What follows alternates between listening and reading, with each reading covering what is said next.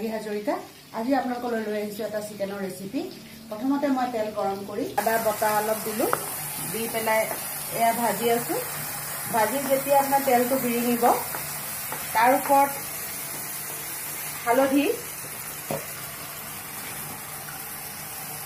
হালধি দিলো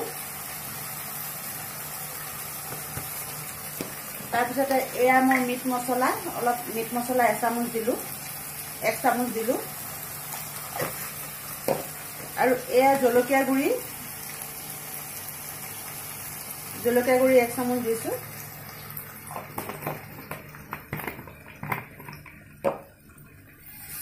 তাৰপিছত এয়া ভাজি আছো ভাজা যেতিয়া আপোনাৰ মছলাটো পুৰা ভাজ খাই যাব তেলটো উপঙিব তেলটো যেতিয়া উপঙি অহাৰ পিছতে আপুনি চিকেনখিনি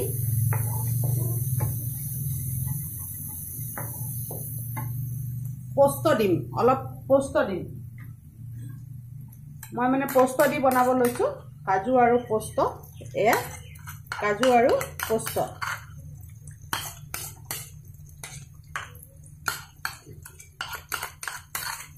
এয়া কাজু আৰু পোস্ত দিছো এইখিনিও ভাজ খাব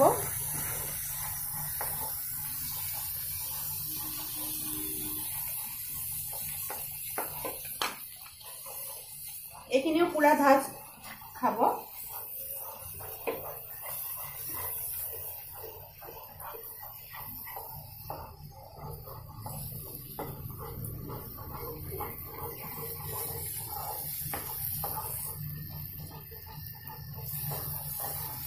এয়া ভাজি আছো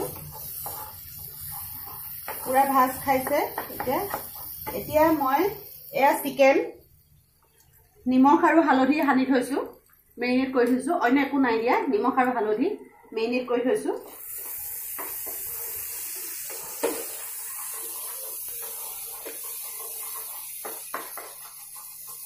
এইখিনি চিকেন ইয়াত দি দিছো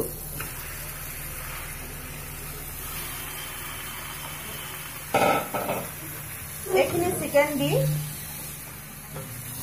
এয়া লৰাই দিছো অলপ আপোনাৰ ৰুচি অনুযায়ী নিমখ দিব চিকেনটো যেতিয়া ভাজ খাব তাৰপিছত পানী দি দিব অলপ গ্ৰেভি হৈ থাকিব পানী দিয়াৰ পিছত এনেকৈ ভাজিব আপোনাৰ ইচ্ছা অনুযায়ী মছলা দিব পাৰিব যদি দিয়ে মই কিন্তু অকল আপোনাৰ হালধি জলকীয়া গুড়ি আৰু অকমান মিট মছলা দিছো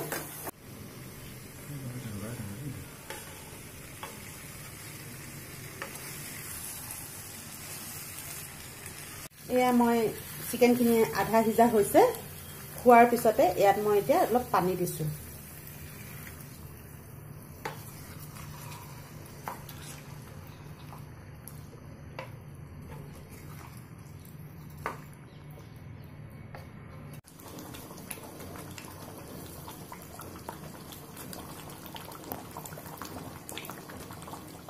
এয়া চিকেন উতল অহাৰ পিছত এয়া নমাবৰ হৈ গ'ল অলমষ্ট সিজিলে চিকেনখিনি সিজাৰ পিছত এতিয়া মই ইয়াত বাটাৰ দিম বাটাৰ দি মই বাটাৰ দি দিলো বাটাৰ দি পেলাই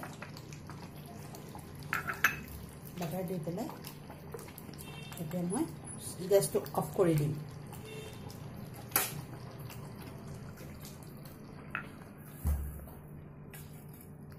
গেছটো এয়া অফ কৰি দিছো অফ কৰি আপুনি এই চিকেন বাটাৰ চিকেন আপুনি ৰুটিৰ লগতো পৰিৱেশন কৰিব পাৰে আৰু হয়তো ভাতৰ লগতো পৰিৱেশন কৰিব পাৰে কেনেকুৱা পায় আপোনালোকে জনাব যদি ভাল পায় মোৰ এই ৰেচিপি লাইক শ্বেয়াৰ আৰু সাবস্ক্ৰাইব কৰি যেন থেংক ইউ